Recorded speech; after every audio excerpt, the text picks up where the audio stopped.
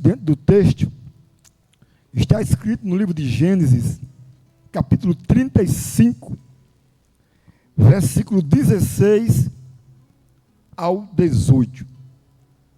Assim está escrito: partiram de Betel, e havendo ainda um pequeno espaço de terra, para chegar a Efratá, ou Efrata, teve um filho Raquel, e teve trabalho em seu parto. E aconteceu que, tendo ela em seu parto, lhe disse a parteira: não temas, porque também este filho terás.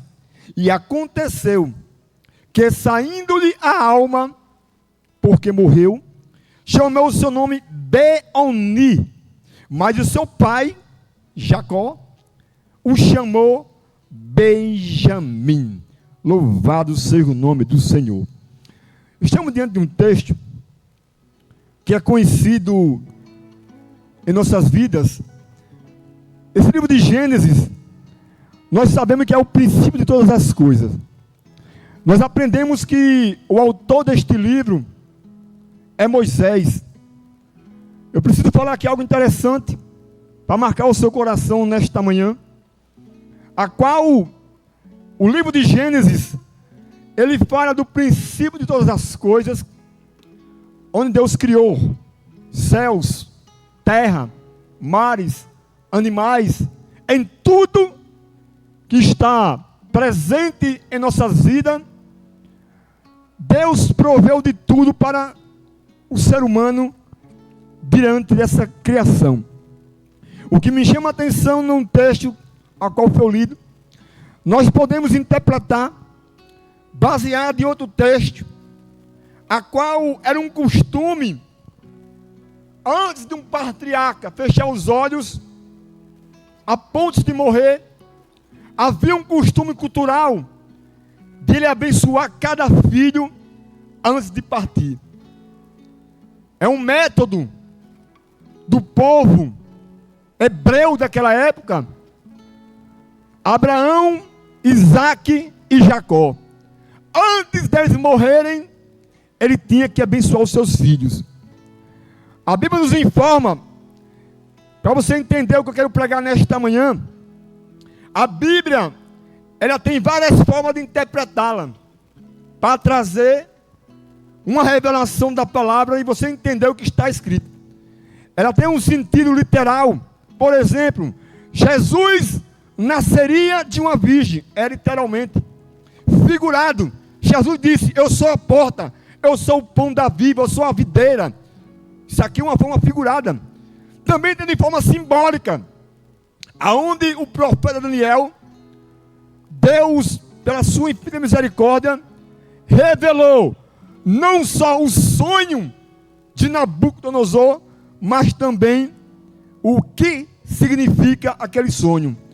Era aquela estátua que simbolizava naquela época.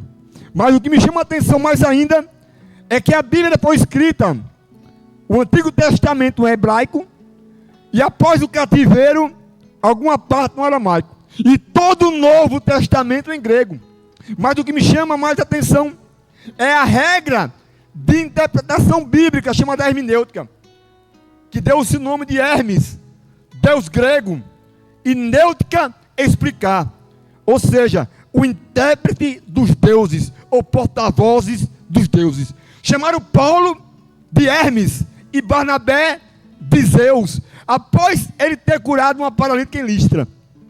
Mas a revelação da palavra desta manhã é quem escreveu, que época, para quem, o autor, remetente, destinário, qual a razão e circunstância do texto. Lá no capítulo 49, versículo 27, Jacó, antes de fechar os olhos, disse: Benjamim é o lobo que despedaça pela manhã, comerá a presa e à tarde repartirá o seu despojo. Benjamim, o filho mais novo de Jacó, a Bíblia nos informa, a qual eu li aqui, que Raquel era estéril. teve dificuldade de ter filho. Deus abriu o seu ventre, nasceu José. E na hora de nascer Benjamim, a Bíblia diz que ela morreu em plena luz de parto. E como eu falei, havia um costume patriarcal da época, abençoar os filhos antes de morrer. Abraão, a Bíblia diz que ele se casou com Quetura, e a Bíblia nos informa que ele teve 6 filhos e 10 netos. Mas antes de morrer, está escrito, ele abençoou Isaac, tudo que tinha. Deu presente aos filhos da concubina e os mandou para longe de Isaac.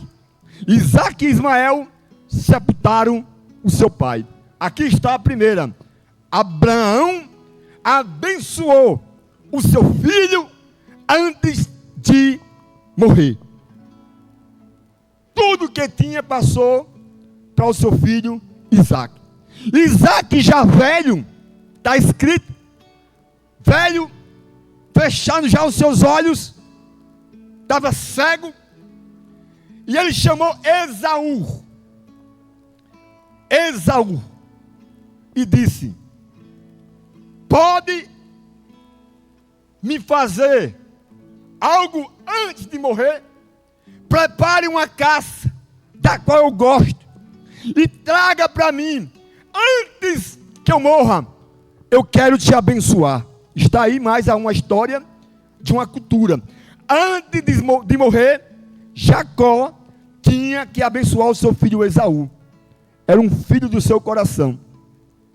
A Bíblia diz que Jacó entra na história pelos planos de Rebeca. Como assim? Rebeca ouviu aquela conversa, disse: olha, o teu pai está posto a abençoar o teu irmão Esaú. Ele vai caçar, e antes que o seu pai morra, o pai vem abençoá-lo. Uma boa caça. Eu preparo uma caça, você vai até o seu pai, e ele vai te abençoar. Mãe, mas ele vai saber que é eu. Eu tenho roupa de galas, uma roupa que você se veste de Esaú, ele não vai perceber. Mas mãe, mas papai vai saber. Meu filho, faça o que eu te mando, a culpa será sobre mim. E obedeceu.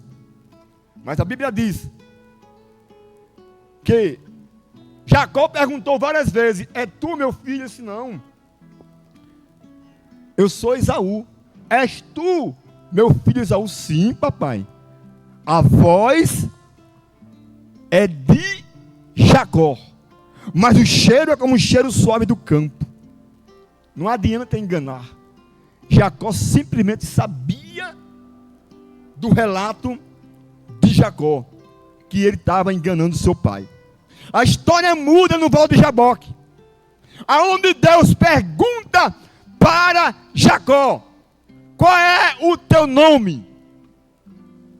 Quando Jacó estava no Val de Jaboque, ele lembrou: papai Isaac perguntou quem eu era, e eu disse que era Esaú. Mas quando Deus está perguntando quem eu sou, não tem como enganar. Eu sou Jacó. Aí que começa a transformação. Eu sou Jacó. E ele saiu mancando. Quando Deus lutando com ele, eu só se solto quando o Senhor me abençoar. Mas a Bíblia diz, ele saiu mancando, houve um encontro dele com Esaú, e houve ali reconciliação. Ou seja, Jacó saiu do Val de Jaboque com o nome mudado e transformado. E ele se encontrou com seu irmão Esaú, e não teve mais aquele princípio que Esaú disse: enquanto o papai vive, Jacó vive. Se meu pai Isaac morrer, Jacó morre. Mas Deus teve encontro com Jacó no Val de Jaboque e foi mudado essa sentença. Vamos lá. Jacó, antes Antes de fechar os olhos, ele chamou os seus 12 filhos. No capítulo 49, está escrito, no mesmo texto, no mesmo livro. Depois chamou Jacó aos seus filhos e disse: ajuntai-vos, anunciai-vos o que vai acontecer nos derradeiros dias. Ou seja, Jacó, antes de fechar os seus olhos, ele queria abençoar cada um dos seus filhos. Ele começou por Rubem. Começou por Rubem a dar o decreto sobre cada bênção sobre eles. Aí ele começa: Rubens, você era excelente, mas você subiu ao meu leito. Subiu ao meu leito. Deixou de ser excelente. A Bíblia diz: tu és meu primogênito, minha força, o princípio de meu vigor, o mais excelente em alteza e mais excelente em poder, inconstante como água, não será mais excelente, porquanto subiu ao leito do teu pai, contaminaste, subiste a minha cama. Está aqui no texto. Deixou de ser excelente. Simeão e Levi, 2 irmãos da mesma mãe, diz assim: Simão e Levi são irmãos, as suas espadas são instrumento de violência. Quando a sua irmã Diná havia sido violentada, entrou na cidade e fez um estrago com espada naqueles homens daquela cidade. E ele disse: irmãos, instrumento de violência. Judá, chamado de leão, cetro, não se arredará de ti. Zabulon habitará em portos mares, portos de navio. Issacar, chamado de jumento de ossos fortes. Dan, uma serpente junto no caminho, uma víbora.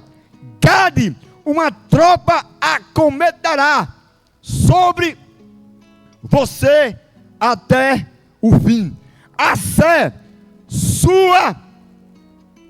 seu pão será das delícias reais. Naphtali, uma gazela solta, ele dá palavras boas. José, râmero frutífero, junto à fonte. E agora está aqui o segredo do texto. Benjamim, um lobo que despedaça a presa. Aí eu pergunto, explicando o texto, como eu disse, a Bíblia nos informa que pessoas dão algum significado em base de animais. Chamou Judá de leão, chamou Issacar de jumento, Dan de uma serpente, Naphtali de uma gazela, e chamou Benjamim de lobo. Aí a gente aprende, como eu falei, usando aqui a hermenêutica, a interpretação do texto, que está antes ou depois do texto, usando também a exegese, os segredos das palavras que está escrito. A biografia de Benjamim nos informa que ele não conheceu a sua mãe. Ela morreu em dores de parto. Benjamim, irmão de José, filho de Raquel, e teve o nome Beoni, quer dizer filho da minha dor. Mas Benjamim, aí que está a bênção. Para quem não entende, eu quero aqui trazer uma mensagem, que Saul é da tribo de Benjamim. Saulo, o nome hebraico de Saulo, também é da tribo de Benjamim. Mas a Bíblia nos traz agora o porquê dessa mensagem. Qual o segredo de o pai Jacó, antes de fechar os olhos, abençoar os seus 12 filhos? Ele tinha que liberar bênção para cada um. Eu quero me prender aqui. A razão de Jacó chamar o seu filho de lobo. E a gente aplica isso de uma forma alegórica para você entender o que Deus vem tratar esse texto. A gente tem que estudar por que, razão, motivo que Deus usou Jacó chamar Benjamim de lobo. A gente vem estudar quem são os lobos, qual o comportamento dos lobos, como vive ele, e aplica para nossos dias. Davi assemelha o povo como palmeiras. Isaías assemelha o povo como terebinto ou cedro. Mas o que está aqui escrito? Qual a questão de chamar Benjamim de lobo? Primeiro, os lobos, eles são resilientes e flexíveis. A gente aplica para os nossos dias que a palavra resiliente e flexibilidade é a capacidade de voltar à sua forma original após desafios. Ou seja, o lobo luta, ele vai à guerra, à caça, e ele volta ao seu estado original. As feridas são restauradas. E aplica para os nossos dias. A gente luta, mas tem a capacidade de voltar à mesma originalidade onde estávamos. Estamos bem hoje. Estamos debaixo da bênção sempre de Deus. E quando vem as provas, passamos por dificuldade.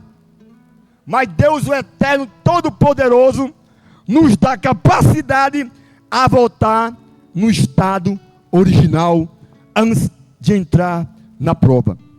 Ou seja, eles são insistentes. O único objetivo, ele diz, o lobo não fala, entenda. O lobo vai atrás da caça. Ele só para a caça quando consegue o objetivo. Ele nunca para de buscar a sua presa. Tem um objetivo. Eu aplico para o cego Batimeu. Filho de Davi, tem misericórdia de mim. Filho de Davi, insistindo. Enquanto Jesus não parou, ele não parou de clamar. Filho de Davi, tem misericórdia de mim. Ou seja, insistência. Quem bate vai se abrir. Quem pede vai receber. E quem busca vai encontrar. É insistência. E é uma diferença. Que os lobos, eles são persistentes. Se tiver um objetivo para buscar a presa, se não der hoje, ele vai amanhã. Se não deu de um jeito, ele busca outro. Vários objetivos. Exemplo para aplicar para nós. Paralítico de Cafarnaum. 4 amigos foram levar até Jesus. O alvo principal, o objetivo era a porta. A porta aglomerada de gente. Os amigos disseram, se não tem porta, vamos persistir. Vai ter outro objetivo, vai ter outro caminho. Enquanto a porta estava fechada, eles disseram, tem telhado. Nós aprendemos aqui, na parte de ontem, com a doutora Raifa ali, da Palestina, que essa casa era a casa de Jesus, em Cafarnaum, onde se abriu o teto, desceu o paralítico, aonde exatamente Jesus estava, no centro. Ou seja, eles persistiram, porta fechada, não entra. Mas eles disseram, se não tem porta, tem telhado. Ou seja, se você está buscando, persista. Se não der por esse caminho, persista. Tente, que vai conseguir. Tem só um objetivo, mas também tem a persistência. O amigo importuno, ele só saiu da porta, ele disse assim, enquanto eu não for atendido, eu não saio da porta. Lucas 11, do 8 ao 13. Ele estava na porta. Foi pela noite, bateu na porta, pediu pão emprestado para alguém que chegou de viagem na sua casa. E aquele homem não abriu a porta. Mas ele disse, enquanto eu estiver batendo, eu não vou sair. Eu só saio quando for a minha resposta. Eu vou ficar na porta. E entenda uma coisa, fique na porta, fique persistindo, que vai acontecer um milagre para a tua vida, em nome de Jesus. A mulher cananeia, ela começou a clamor por sua filha que estava endemoniada. Jesus não ouviu, nem respondeu. Ela clamava pela sua filha que estava morta, ou endemoniada. Melhor, endemoniada. E ela clamou. Mas quando ela adorou, Jesus ouviu. Está clamando? Clame. Está orando? Ore. Mas não se esqueça, ore e adore o nome do Senhor. Ela adorou e Jesus ouviu o seu clamor. Uma mulher pagã, uma mulher cananeia, mas Jesus ouviu a sua adoração. Deus responde. Aqui é a persistência. Clamor e depois adorou. Quem pede, recebe. Quem bate, abre-se. E quem busca, encontra. Os lobos, isso aqui para aplicar para os dias atuais. Ele tem patas que se adaptam em qualquer terreno. Não tem terreno difícil para um lobo. Não tem terreno que tenha dificuldade de ele se adaptar.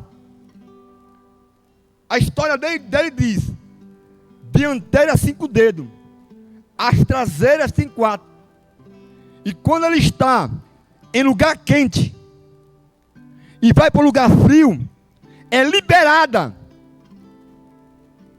uma garra interna que faz ele andar facilmente. Ele anda nas rochas, terrenos quentes, terrenos frios. Do quente para o gelo, choque térmico, libera essa garra. Eu aplico para nós. Não existe terreno difícil. Josué, Deus disse: aonde pisares a planta dos teus pés, serei contigo. Não tem terreno difícil. Isaías 43: se passares pelo fogo, estou contigo. se passarem pelas águas, elas não submergirão. Ou seja, não tem terreno difícil para você andar. Daniel, Babilônia, não teve dificuldade, mudou a história de Babilônia. José, no Egito, mudou a história do Egito. Ou seja, não tem terreno difícil para poder se adaptar. Aonde Deus colocar você, vai ter que dar certo. Não tem terreno difícil para você. Os lobos são capazes de deixar rastro marcados para avisar perigo. Ou seja, onde ele anda, a história diz sobre eles que nas glândulas dos seus dedos libera secreções e deixa um rastro marcados e avisam perigo de outros lobos que vierem atrás, passar por ali e ver: cuidado, aqui há perigo. Cuidado, não venha por aqui, aqui há perigo. O livro de Isaías diz: olhe, se você vê alguém em dificuldade, avisa ele do perigo, avisa ele da situação, porque tu avisando vai salvar a tua alma e a dele. Mas tu avisando do perigo e não der ouvido, eu não vou requerer mais do teu sangue, e sim do dele que não obedeceu o aviso. Ou seja, Deus é tão misericordioso que nos dá poder para avisar o perigo que está por vir. Estamos avisando: Jesus está às portas. Estamos marcando nessa cidade o Evangelho de Cristo. Estamos pregando nesse exato momento. Pessoas que estão afastadas, pessoas que pregavam a palavra, pessoas que louvavam o nome de Jesus, pessoas que estão nos presídios, pessoas que estão em hospitais. Estamos declarando que Jesus está voltando. Nós estamos dando marcações neste terreno que Jesus está voltando. Estamos avisando o perigo. Se os lobos marcavam o perigo, nós estamos marcando: Jesus está voltando. Jesus está voltando. A Bíblia nos informa que Abraão cavou poços para a geração futura. Quando Isaac passou ali, já lembrava: os poços estão entulhados, que Abraão cavou para gerações. Ou seja, o que a gente faz hoje, pregando o Evangelho, é para a geração futura. Foi lá marcado, lá atrás.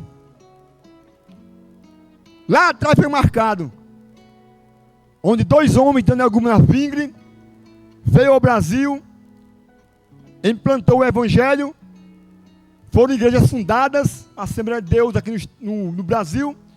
Somos frutos de irmãos que marcaram o terreno. Esta cidade passaram grande homem de Deus, cooperadores, diácono, presbítero, pastores, passaram por aqui, e a gente lembra. Eu quero fazer aqui memória de alguns que eu conheci: presbítero Reinaldo, presbítero Domingos, diácono Cassiano, Aderlindo, homens de Deus que passaram por aqui, estão lá esperando o arrebatamento. Eles são capazes de deixar rastro, marcações. Os lobos, a história diz que ele tem salivas que tem um poder curativo. A sua saliva é medicinal. quando eles se machucam, ele começa com a sua língua a lamber a ferida e cura a si próprio. Em Tiago diz: de uma fonte não pode gerar dois tipos de água. Ou gera água doce, ou gera água amarga. São duas fontes. Ou é amarga, ou é doce. E o poder da palavra, ela pode matar ou pode viver. Eu não falo palavra de Deus. Eu falo da língua. Que Tiago disse: pode incendiar até um bosque. O poder da língua. Mas aqui, a palavra de Deus que pregamos tem poder para viver, tem poder para curar, tem poder para salvar, tem poder para libertar e fazer grandes coisas pelo poder da palavra do Senhor. Se os lobos têm poder na sua saliva que cura medicinal, esta palavra de Deus, ela tem poder para salvar, porque nós pregamos a palavra da verdade, pregamos o evangelho puro de Jesus para salvar a tua vida. Poder da palavra. Glória a Deus. Aleluia. E tem mais. Eu estou aqui falando de um animal que aplico para nossos dias o que a Bíblia nos informa. Os lobos, ele tem pelos protegidos. Sujeira não pega nele. Os pelos têm duas camadas de proteção. Resiste a frio, a calor, a água. Só basta ele se balançar e nada gruda no seu pelo. Eu vou aplicar para nós. João 1,7. O sangue de Jesus Cristo nos purifica de todo pecado. Sujeira. Quem tem o sangue de Jesus na vida, sujeira do pecado não pega. Basta estar com Ele.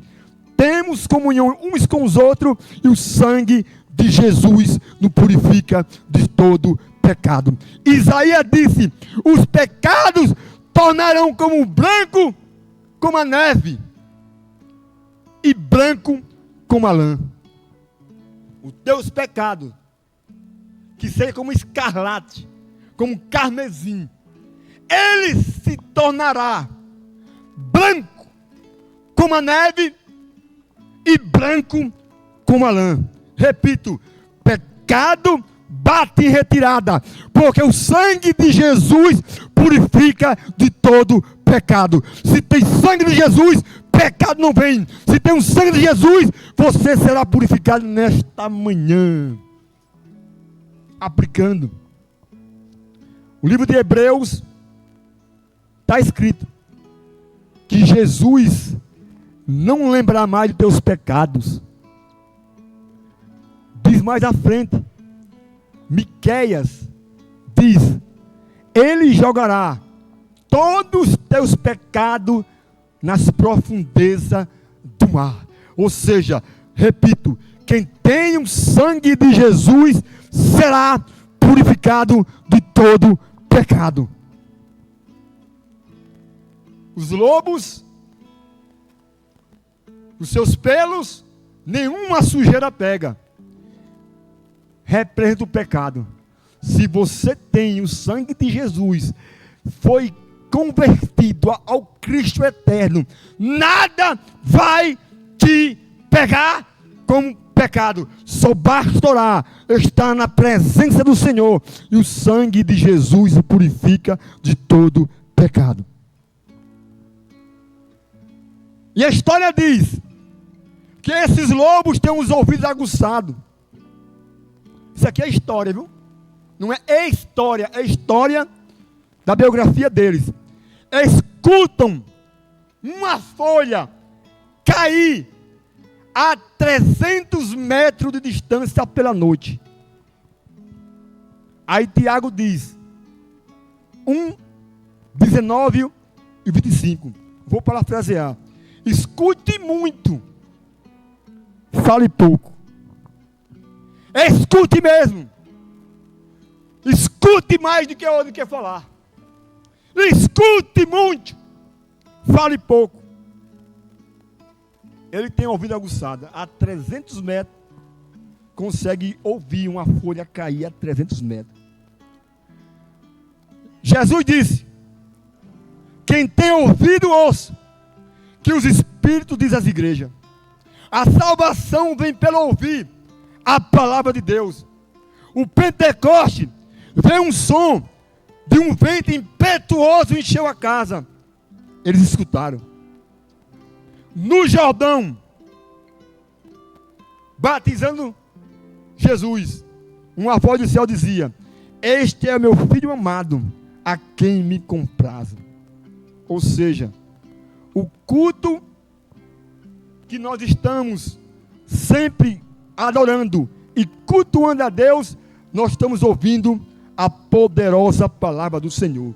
Que a salvação vem pelo ouvir a palavra do Senhor. Eu estou comparando dos ouvidos aguçados, que ele consegue ouvir a 300 metros, nós aplicamos para a nossa vida.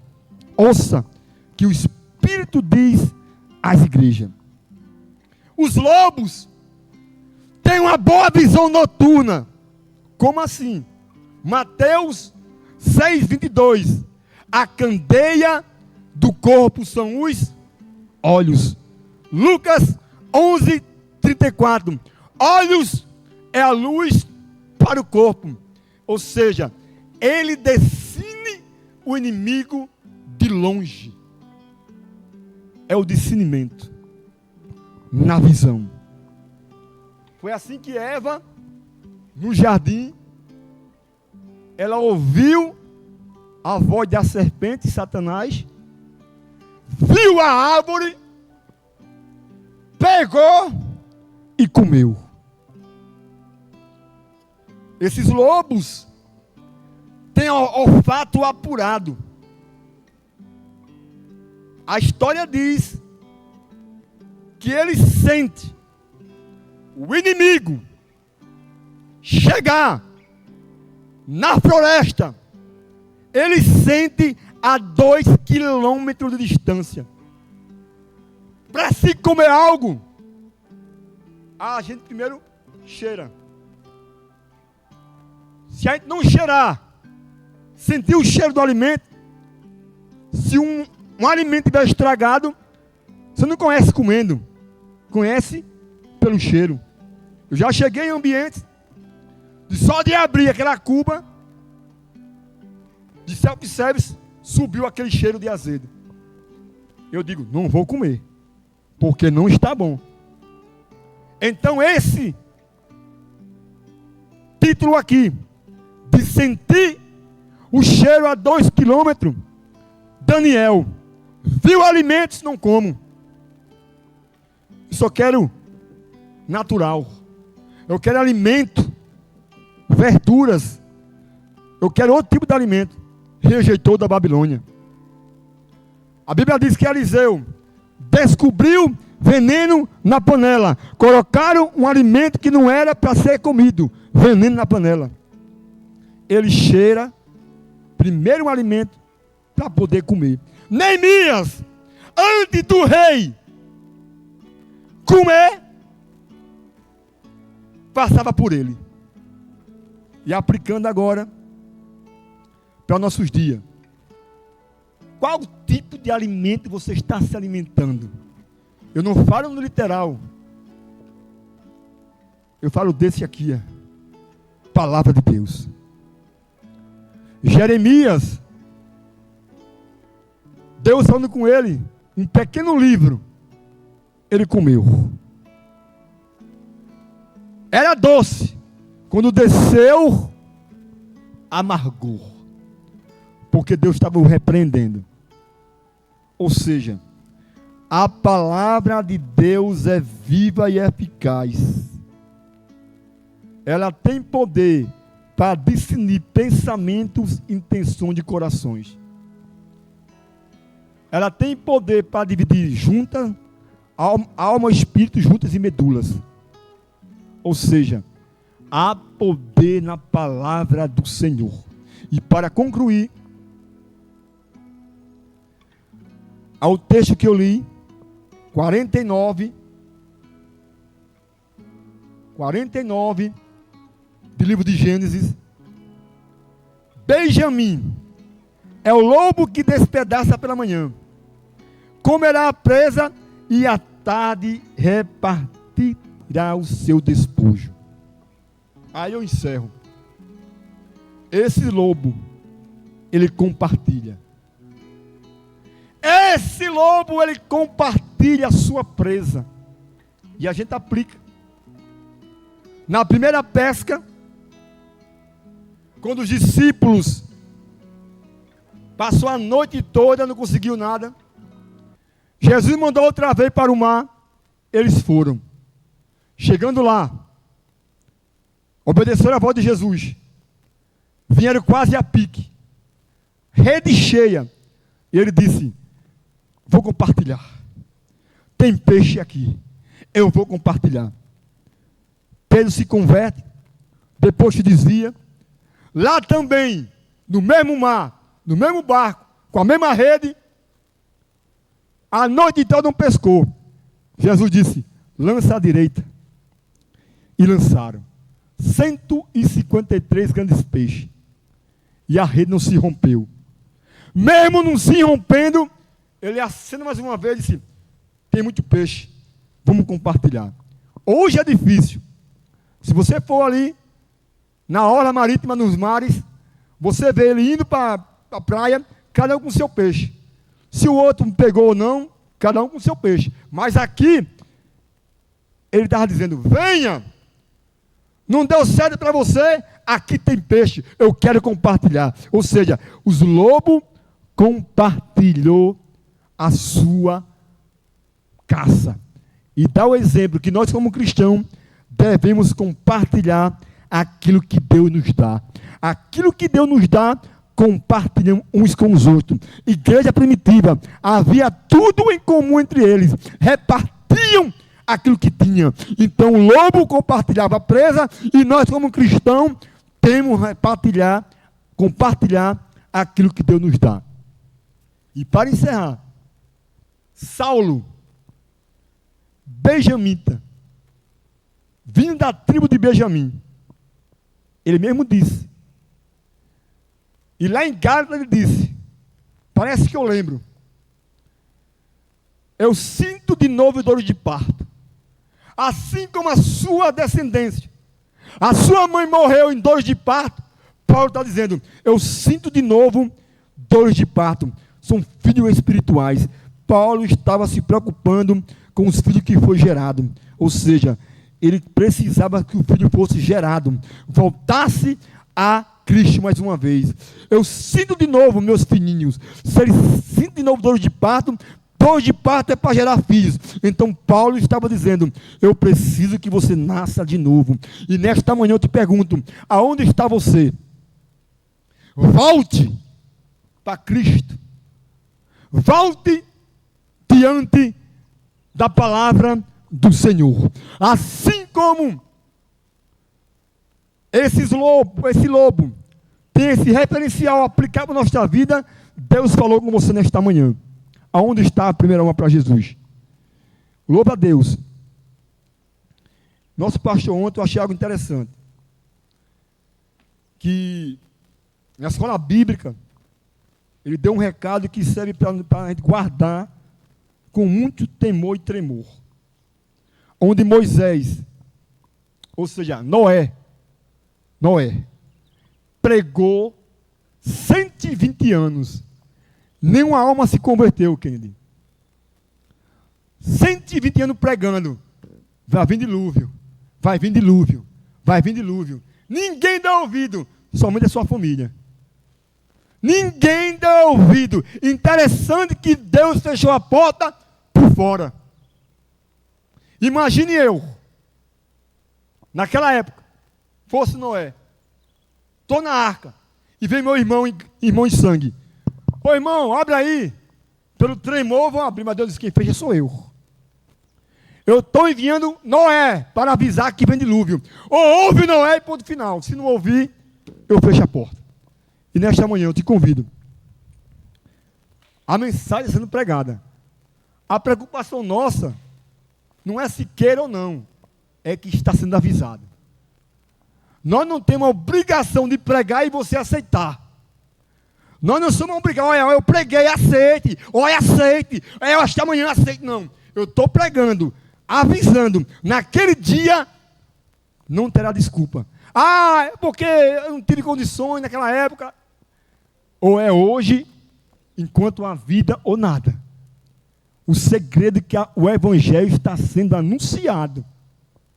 Oh, glória. Oh, labachúria de candarabai.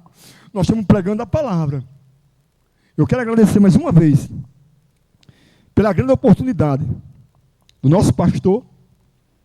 Eu achei lindo o trabalho nesses dias, conferência missionária, aprendi muito.